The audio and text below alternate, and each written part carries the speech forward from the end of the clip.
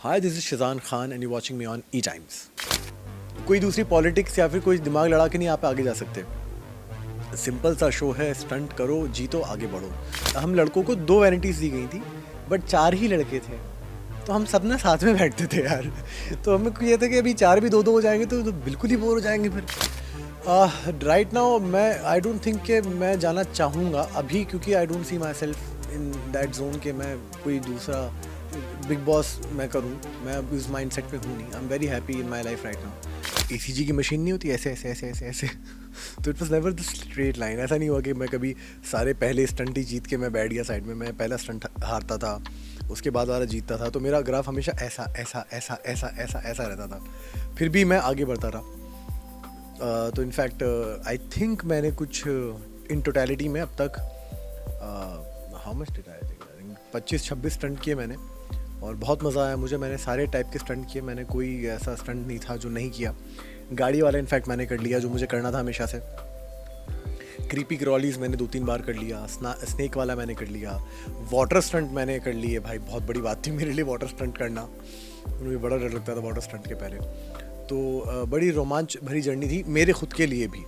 अरे हाँ, उनके रिएक्शन में बड़ा मज़ा आया मुझे देख के। मैं उनका जैसे टेलीकास्ट होता था ना, तो मैं उनकी शक्लें देखता था कि क्या देख रहे हैं क्या देख रहे हैं तो उनके मुझे एक्सप्रेशन देखने में बड़ा मज़ा आता था। इनफैक्ट जो स्टंट था जिसमें अब वही पानी वाला स्टंट जो था ना, जो मुझे स्विमिंग नहीं आने की वजह से, उसमें आप 15 मिनट के ऊपर ना वहाँ के डॉक्टर आपको पानी में रहने नहीं देते क्योंकि हाइपोथर्मिया हो जाता है। बहुत ठंड थी यार वहाँ पे। और पूल का पानी वाटर बॉडीज़ के पानी से बहुत ठंडा होता है क्योंकि वो कंटेंट वाटर है ना। तो अब उसमें क्या हुआ कि मैंने ट्राई किया काफ़ी, बट स्विमिंग नहीं हो रही थी और सांस भी आप इतने ठंडे पानी में नहीं रोक सकते, तो मैं कर नहीं पाया।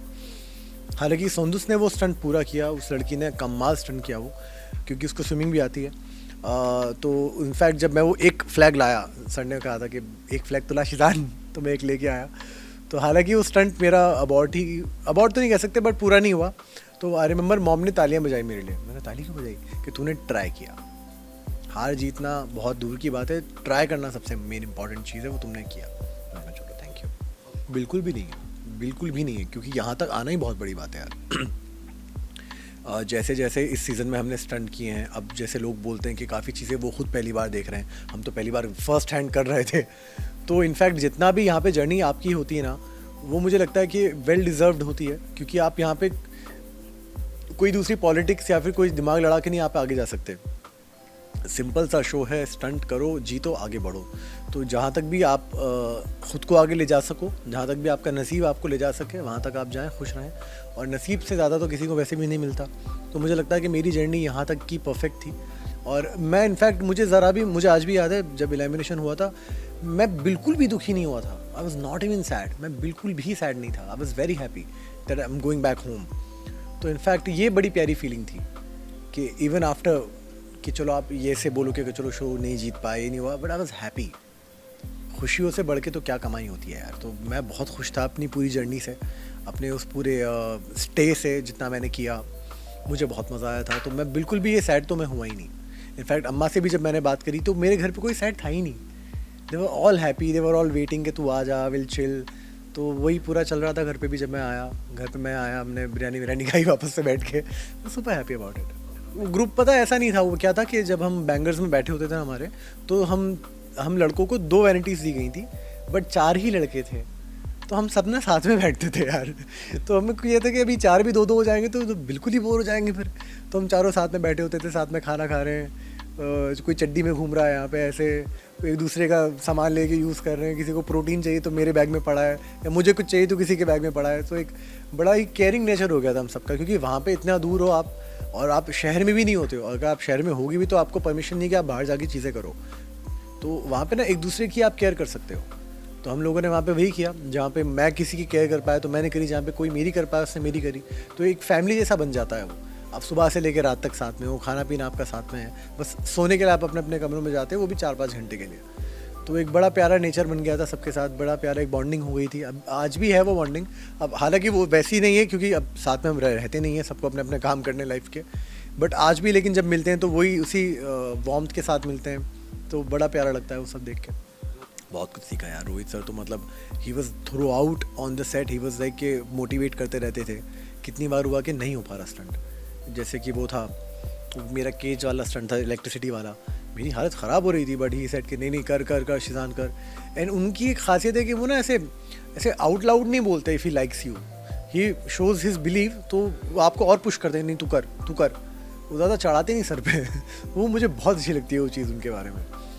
तो इनफैक्ट हाँ, वो दिल में ऐसा रहता है कि मैं उनसे और बात कर सकता था कहीं ना कहीं, यू नो, क्योंकि मैं बड़ा फोकस रहता था मेरे स्टंट को लेके, विच इज़ गुड, इसलिए मैं इतना आगे तक आ भी गया। मुझे लगता है हर किसी का अपना स्टाइल होता है, मेरा मैं वैसे भी ज़्यादा बोलता हूँ नहीं काम वाम की जगह पे, स्पेशली जब इतने सारे लोगों के बीच में और सीनियर्स के सामने मेरी ज़बान वैसे भी नहीं खुलती है यार। भाई बहुत सीनियर इंसान है वो, he is worked his life, हमारी जितनी उम्र नहीं है उन्होंने उससे ज़्यादा काम किया हुआ है। तो एक रिस्पेक्ट के तौर पे भी आप, I don't think it's fine for somebody as younger as me to speak in front of him. ये मेरे घर से मुझे सिखाया गया। तो कभी डांटते भी थे तो ओके सर, सॉरी सर, कभी तारीफ़ भी करी तो थैंक यू सर, बस इसके ऊपर कभी कुछ किया नहीं। राइट नाउ मैं आई डोंट थिंक कि मैं जाना चाहूँगा अभी, क्योंकि I don't see my self in that zone कि मैं कोई दूसरा बिग बॉस मैं करूँ। मैं इस माइंड सेट में हूँ नहीं। I am very happy in my life right now, there is a lot to build right now. तो मैं अपने आप को इस टाइम बिग बॉस में नहीं देखता। देखो अभी दो बड़ी अलग चीज़ें होती हैं। खतरों में जो सांप पिच्छू नेवले जुगने आते हैं ना, आपको पता है वो कुछ करेंगे नहीं क्योंकि पूरी टीम आपके साथ में है। अब इसका मतलब ये नहीं कि मैं घर जाके छिपकलियाँ हाथ में लेके घूमूंगा। हाँ, बट ये है कि काफ़ी चीज़ों का डर निकल गया यार, काफ़ी चीज़ों का डर निकल गया। पानी का तो डेफिनेटली मैं बोल सकता हूँ कि हाँ, that thing has left my body, कि पहले तो मुझे डर था उस चीज़ का, अब नहीं है। अभी तो I want to learn swimming, I want to learn diving. In fact मैंने तो प्लान भी कर लिया कि इस साल स्विमिंग सीख के अगले साल अंडमान निकोबार। मेरी अगर पर्सनल चॉइस की बात बोलें तो मैं एक्टिंग में वापस आना चाहूँगा, बट गिवन द चॉइस मैं कुछ अभी प्लान आउट नहीं कर रहा हूँ लाइफ में। I am not planning out anything. मुझे जो चीज़ एक्साइट करेगी ना मैं वो करूँगा। ऑफर्स डेफिनेटली आ रहे हैं, तो मैं वही बोल रहा हूँ जो चीज़ मुझे एक्साइट कर दे। अभी तक कुछ किया नहीं एक्साइट, कुछ मुझे चैलेंज नहीं किया अभी तक किसी चीज़ ने। फैंस को मैसेज ये दूंगा कि बहुत बहुत बहुत प्यार दिया आप लोगों ने मुझे मेरी इस खतरों की जर्नी में। इनफैक्ट हर स्टंट के बाद मुझे टैगिंग्स आती थी, मैसेजेस आते थे, काफ़ी लोगों ने मुझे रोक के बोला। इनफैक्ट बच्चों ने मेरे स्टंट्स देखे और आई लव द फैक्ट कि बच्चों को मेरा काम पसंद है। तो ये जर्नी यहाँ तक थी, इतनी ही थी। इंशाल्लाह इसके आगे हम आपको और अच्छे तरीके से एंटरटेन करेंगे, कुछ अलग तरीके से एंटरटेन करेंगे, लेकिन करते रहेंगे। Thank you so much.